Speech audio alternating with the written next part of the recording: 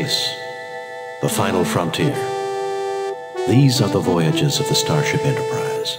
Its mission? To explore strange new worlds, to discover new life and new civilizations, to boldly go where no man has gone before.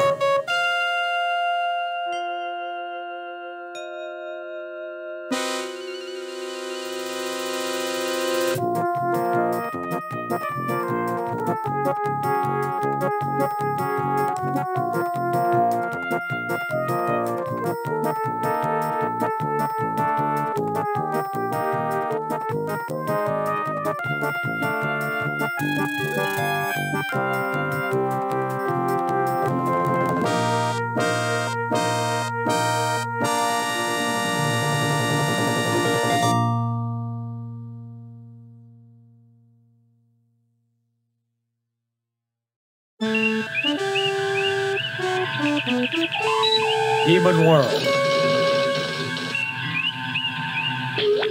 Though the Enterprise's primary mission is peaceful exploration, the galaxy holds many surprises. To be prepared, we are conducting a mock battle with the USS Republic. Captain Patterson reports the Republic is in position and ready to begin, Captain. The Republic is arming weapons and raising shields. I suggest we do the same, Captain. Raising shields. Arming weapons.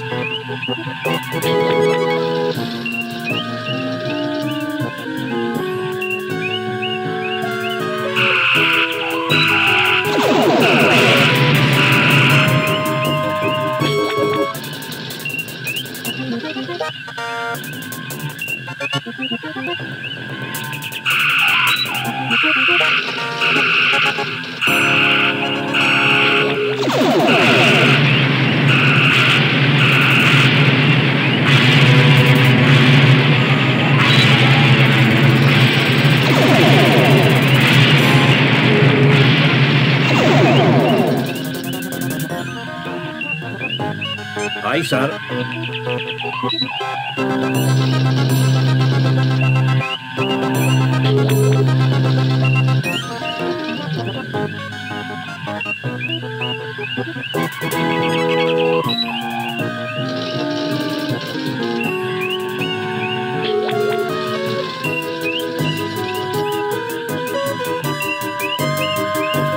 Shields repaired, Captain.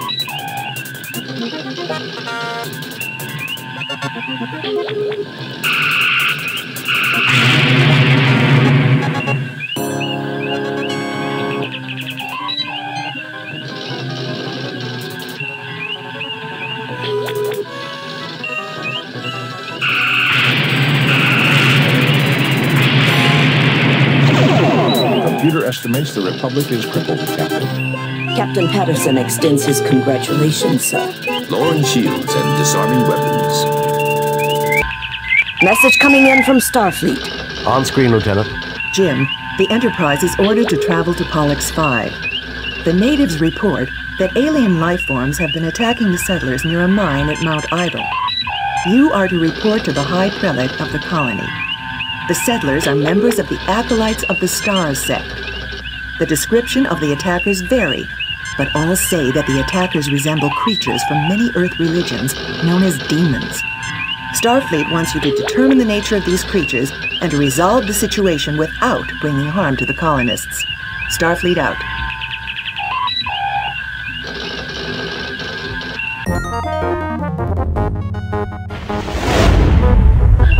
We have arrived at Pollux 5. Entering standard orbit.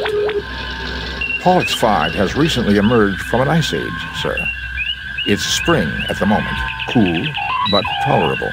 Sensors indicate previously documented flora and fauna. Nothing unusual.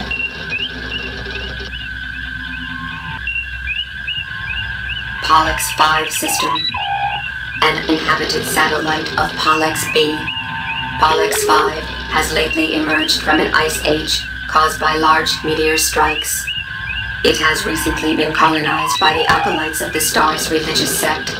The planet is home to a wide variety of plant life, but insects and other lower life forms are the only known animals.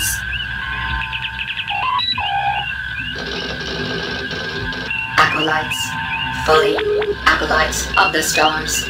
Inspired by old human religions, the acolytes of the stars are a group of deists that have colonized several worlds in this quadrant.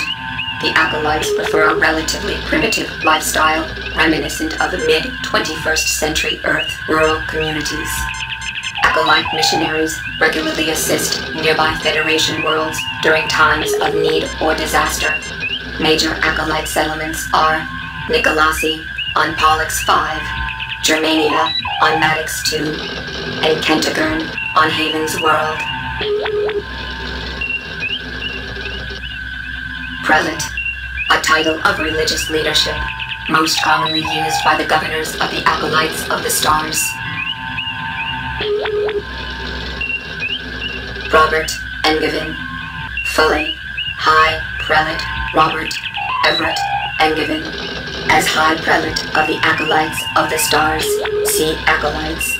On Nicolasi, Robert Engevin serves as political and spiritual leader for that religious colony. Engevin is the acting Federation contact on that world, and is considered by Federation diplomats to be a fair and capable leader. Message from High Prelate Robert Engevin, sir. Welcome, Enterprise. The High Prelate awaits you. Please, beam down and meet with him. Spock, come with me. Mr. Scott, you have the car.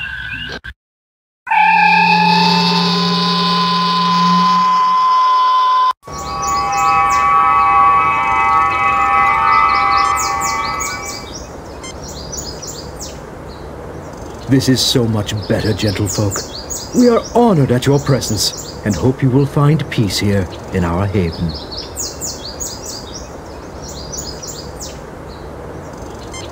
Captain, the flora on this planet is very interesting. I wonder how useful it may be for medicinal purposes. High Prelate Engevin waits patiently for you to decide what you will do next. I'm Captain James T. Kirk of the USS Enterprise. We have received word that alien life forms are creating problems at your mining facilities at Idle Mountain. Tell me more. Certainly, Captain Kirk. Not aliens per se. We have encountered what we believe are demons at Idle Mountain. Creatures surely emerging from the very gates of hell. Our God would not test us thus without reason. So we believe your might and insight are our God's method to help us discover what is going on. Aside from seeing demons, has any hard data been collected? Any evidence I could see? A skeptic would consider everything merely anecdotal or unproven. My people will gladly tell you their own stories, so you need not hear it secondhand through me. What can you tell me about the mine itself? The area is exceptionally stable tectonically, and easy for our machinery to work in, praise God. We've mined for hafnium and a variety of useful trace elements. The deeper we dig, however, the more anomalous the variety of minerals seems to be. Our Ignatiate brother Stephen has his own theories about why this might be. Either way, the anomalies inspired Brother Canry to conduct studies inside the mine. Yesterday, he reported discovering a strange door. A gate to hell, surely, for the demons caused a cave-in immediately. Canry was trapped, unconscious, and the demons prevent us from rescuing him. We can only hope he is still alive. Thank you for your courtesy, Kirk. May you receive the guidance and protection of our God as you complete this divine mission. Captain, demons and supernatural creatures are, almost by definition, illogical.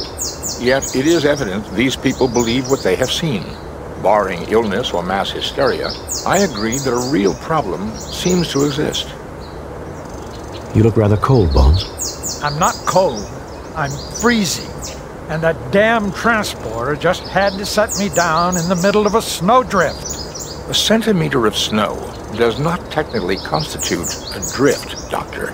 And doctors say that patients complain too much. I've never seen snow like this before. This is great. You mean you've never built a snowman, Ensign? I've never even thrown a snowball. Do you think anyone would mind? Well... Later, Ensign, we have work to do. Of course, sir.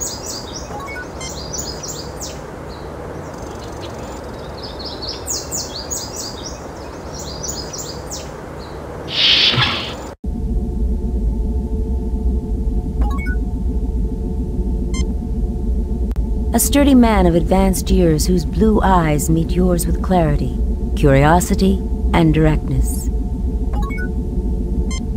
I am worried about Brother Chubb. Can you examine him, Doctor?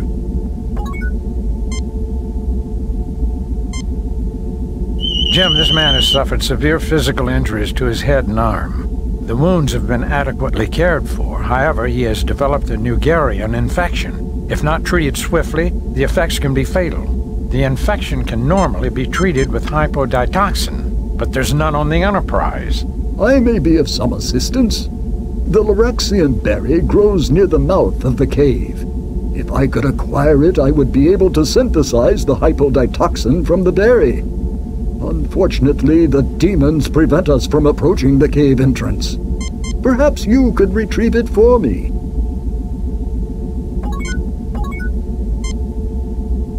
The medical methods of these people seem primitive to me, Doctor. By our standards, yes. Here the Acolytes prefer a simpler lifestyle. Unfortunately, this is one of the consequences. My Uncle John lived with the Acolytes a long time ago. He died in their service helping plague victims on New Ontario 6 20 years ago. The Acolytes did a lot of good work for the needy in this quadrant. It will be good to help them for a change.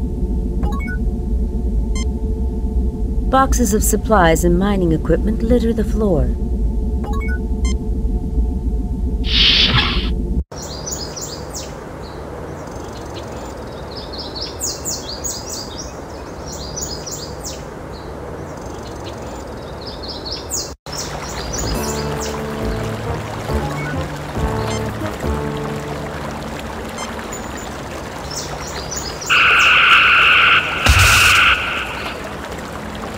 You see a small explosion, and the Klingon's hand falls to the ground with a dull thud. I guess they don't make Klingons like they used to, sir. We were caught flat-footed there. I don't want any more surprises to catch us off guard. Captain, we registered phaser fire and an unknown energy beam. Is everyone okay? We're fine. Did you register any disruptor fire? No, Captain. Why? Are there Klingons down there? No, just an idea, Kirkout. Fascinating. I begin to suspect that we have stumbled upon something that the colonists would never have uncovered. What is it, Spock? I wish to gather further data before making a definite conclusion, Captain.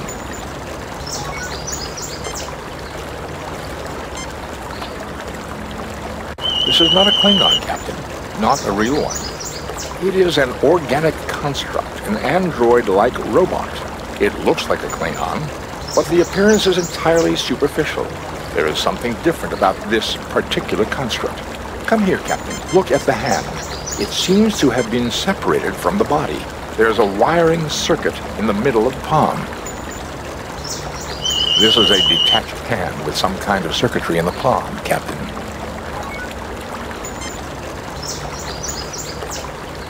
You take the Klingon's detached hand.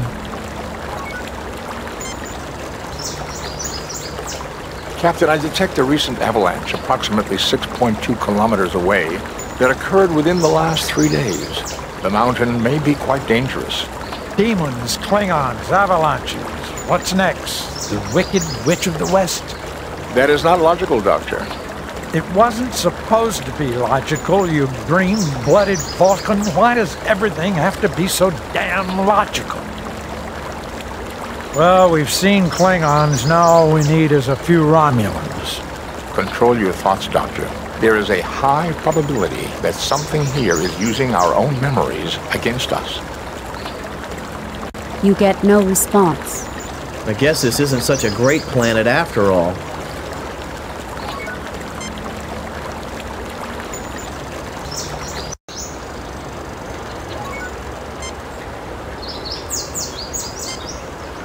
Jim, these are the berries we need to synthesize the hypoditoxin. We must get these to Brother Stephen quickly.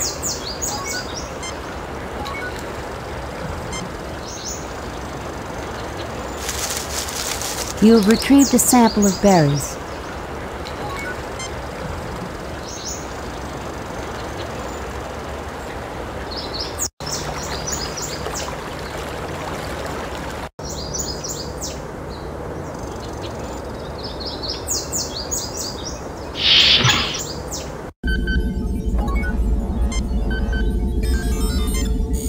The settings on the Ardak-4 have already been adjusted. Simply place the berry in the machine and the hypoditoxin will be synthesized.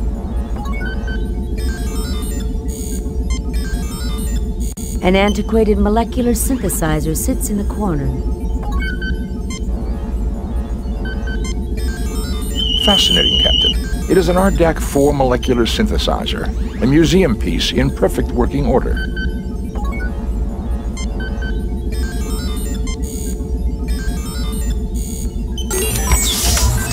The machine synthesizes a quantity of hypoditoxin. We've got to get this to Brother Chubb as quickly as possible, Jim.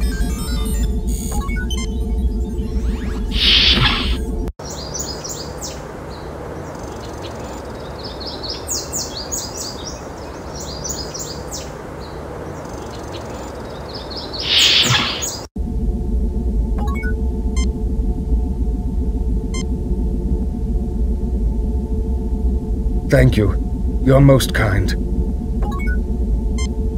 I headed up the party that sought to rescue Brother Kandri. Without warning, the demons appeared and attacked us as we approached the mine. Can you tell us what they look like? Like the demons that have plagued devout folk since before our people left the earth.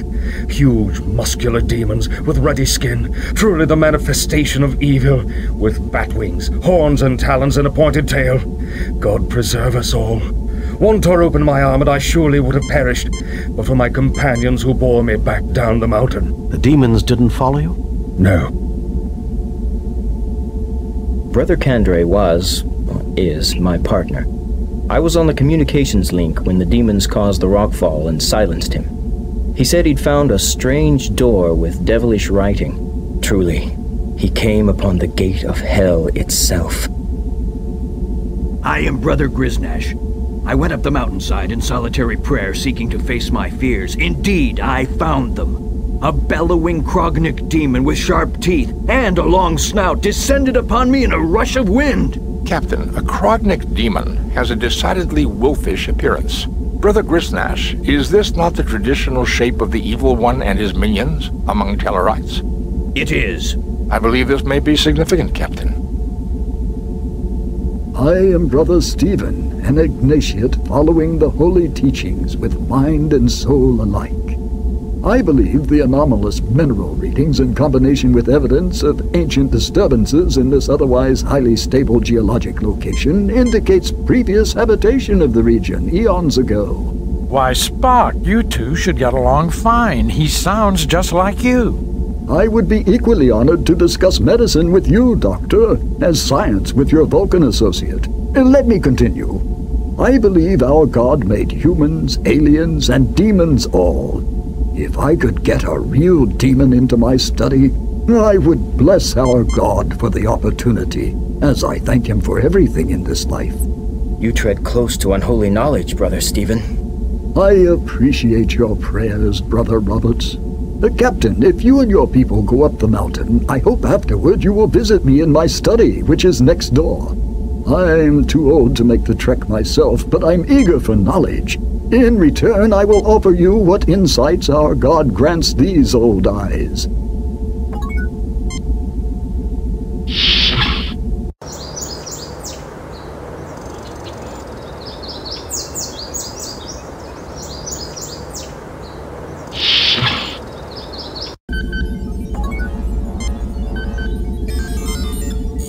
What a fascinating piece of equipment. Highly advanced technology. You see here, it seems to have been damaged, however. Take it to my workbench and let's see if it can be repaired. I fear my hands are too shaky to perform such fine work, but perhaps one of you can do it. A multi-purpose workspace with fine, well-worn tools and equipment close at hand.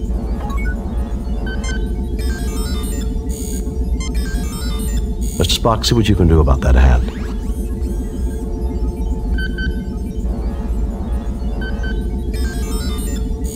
This machinery is delicate, but I have managed to repair the circuitry.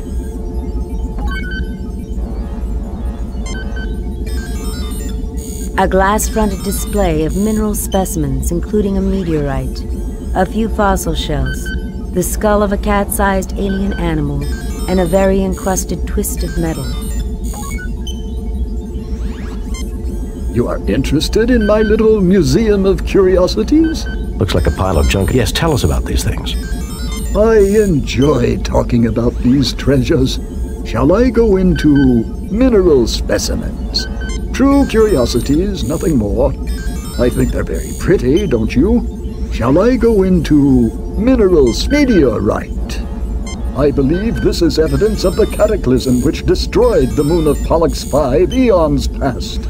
I've constructed a theoretical model based on analysis of the planet's rings of what things might have been like. I think that the moon, like Earth's moon, would have made a total eclipse of the sun possible. I would have liked to have seen that, for conditions making a perfect total eclipse are rare in the universe. Our God creates great wonders. Shall I go into mineral meteor fossil shells? One of the oldest forms I've seen on this planet. Our God makes beautiful things indeed. Shall I go into minerals meteor fossil skull of a small alien animal? The skull of a modern Silati, the largest creature native to this planet, about the size of a house cat from Earth.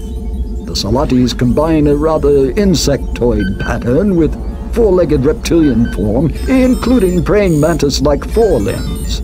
Shall I go into minerals fossil skull twist of metal? This chunk of rock is a greatly weathered example of a vanadium tungsten alloy, which doesn't occur naturally. It is my best evidence that the area was previously inhabited.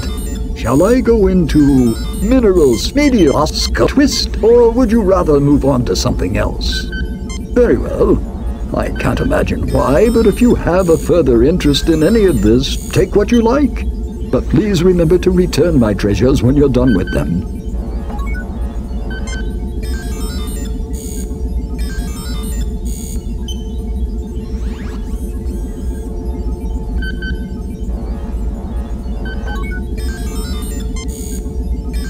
An old-fashioned computer. It appears to have some type of simulation running.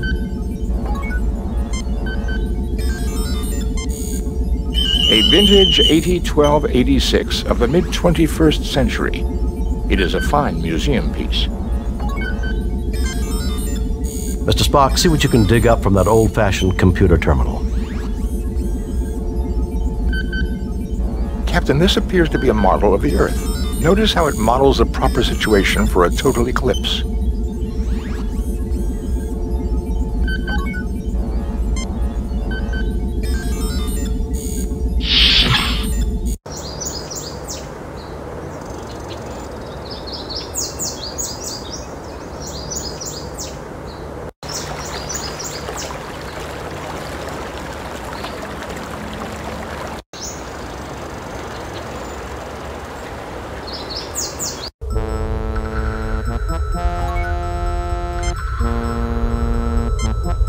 Assume firing positions.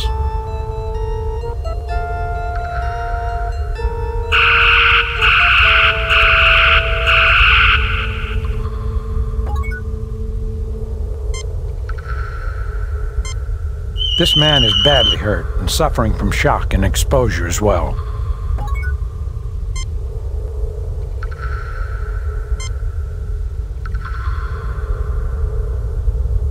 It was a near thing, but he'll live.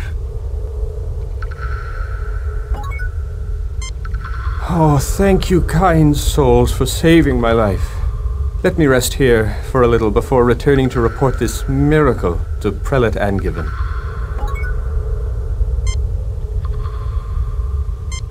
Fascinating, Captain.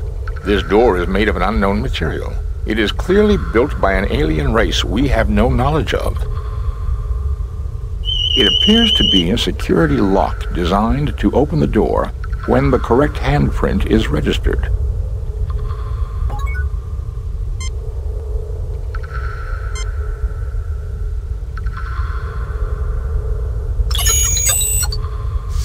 The hand circuitry triggers a connection and the door opens. I recommend as thorough an analysis of this area as possible.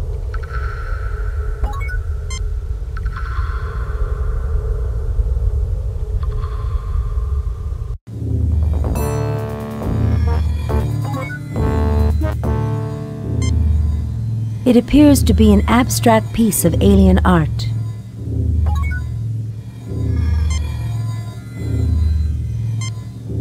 Fascinating, Captain. It is a diagram of a lunar eclipse of this planet. See how the red sphere, the moon, is casting a shadow on the blue sphere, Pollux 5. This must be a very old piece of work, because this planet's moon was destroyed thousands of years ago.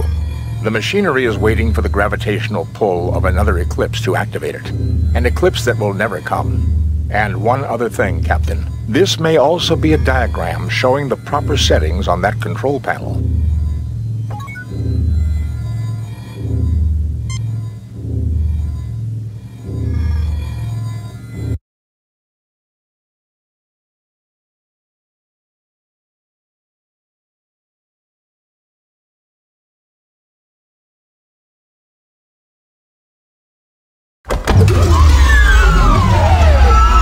Welcome to our home. Thank you for repairing our Somnambutron. Stop. I welcome you on behalf of the United Federation of Planets. Who are you? Where you come from? We call ourselves Nowians. Thousands of years ago, we saw that meteor impacts were going to cause an ice age. We created this huge underground shelter to preserve our race, keeping us in suspended animation until the planet had recovered. We programmed the machinery to revive us at the next eclipse, but we did not count on the destruction of our moon. Some advance. Perhaps you can tell us about the demons. The demons, as you call them, are created by a machine designed to keep intruders away from our sleep chambers. It pulls from the minds of any approaching creature their most feared enemy and produces replicas to scare them away. For you and your crew, it was Klingons. For the Tellarites, a wolf demon, and for the other humans, a demon from their religion. On behalf of my people, thank you for waking us. I will turn off the machinery which creates our guardians, so that they no longer bedevil those with whom we now share our home. Oh, woe! Alas! The key is missing. I can do nothing.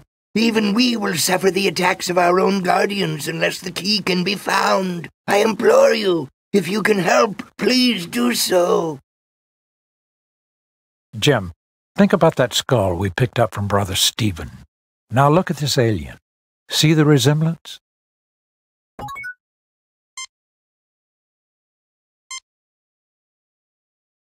A child? No, I see many differences. This must be what our people who did not slumber have become. Still, I would like to see these remains properly interred, according to the precepts of our religion. May I keep this? Of course. I think you will get along well with the Pollux inhabitants, and I'm sure you will have interesting theological discussions.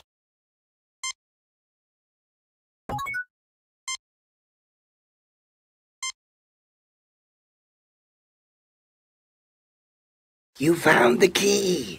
I can now turn off the machinery creating our guardians, and no more sentience shall be at risk.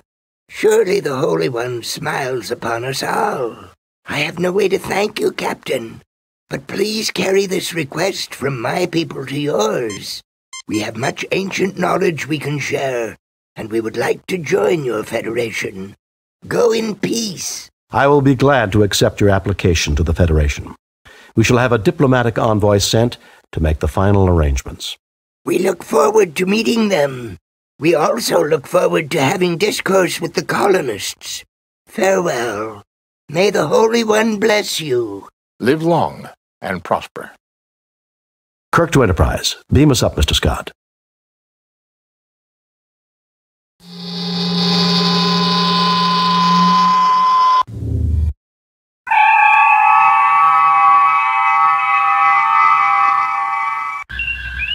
Message from Starfleet. On screen, Lieutenant. We have read your report on the problems at Pollux 5 and evaluate your performance at 100%. You and your crew received 4 commendation points. A perfect mission, Jim. You are a model for all Starfleet. I might have known there weren't any demons. We all have demons of our own, Bones. The ones we can't confront are often the hardest to deal with. These demons were based on fear, Captain. A human failing. I don't know, Spock. Everything that I've ever read about demons describes them as having pointy ears.